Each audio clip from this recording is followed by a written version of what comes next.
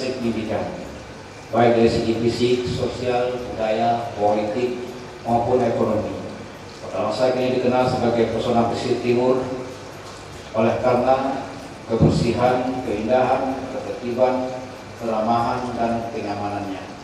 Kini Kota Langsa menjadi salah satu destinasi wisata favorit. Dampak dari itu adalah telah terbukanya lapangan pekerjaan, meningkatnya pendapatan masyarakat, meningkatnya pengetahuan dan keterampilan, meningkatnya rasa bangga dan rasa cinta, serta rasa memiliki masyarakat terhadap Kota Langsa ini.